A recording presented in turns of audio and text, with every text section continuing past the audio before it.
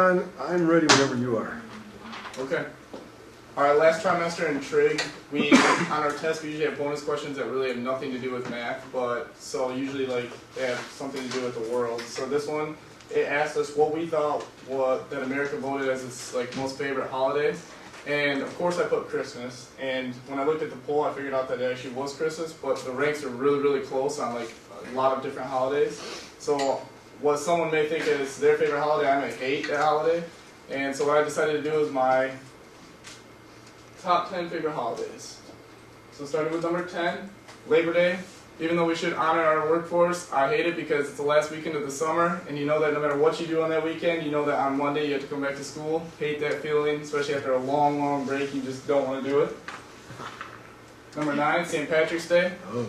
I find this day just kind of useless. I mean, unless you wear green, you get pinched, which no one wants to get pinched, so it's kind of pointless. So if you don't feel like wearing green, you end up having to if you don't want to get pinched all day. And unless you're overseas drinking or something like that, it's really not that fun. Not from experience, from hearing. And for Halloween, I found number 8 because now that I'm grown up, I don't dress up anymore. And I don't go trick-or-treating, and lately it's been freezing on Halloween, so if I take my brother trick-or-treating or anything like that, I freeze everything off. And besides that, now in today's day, everybody passes out healthy foods, like Nutri-Grain bars and stuff, instead of candy, so what happened to the good old days, I don't know. Valentine's Day, I put as number 7. I find out unless you have a couple or something like that, then it's really not that fun, and even then, from a guy's perspective, it's expensive because you always have to go all out on Valentine's Day and get something that you feel you have to go more and more and more. So you end up spending that money, and then sooner or later you break up or something like that, and it ends up biting you in the butt because you know that's money that you could have spent on yourself. And besides that, a lot of people get singled out this holiday because if they're not in a relationship, something like that. Memorial Day, I had to put this one on there to honor our troops. If it wasn't for them, what they have done and what they're doing right now, we wouldn't be where we are today, and that's really important because without them, I mean, like I just said, we wouldn't be where we are right now. Number 5, Mother's and Father's Day, I put it together because you can't really single one out. These are very important to me because obviously parents, they do everything for me. As a kid right now, I get everything handed to me. I won't lie about that. I get everything that I have handed to me. And without them, I don't know what I would be like right now. And especially without them, I wouldn't be alive. So that's really important.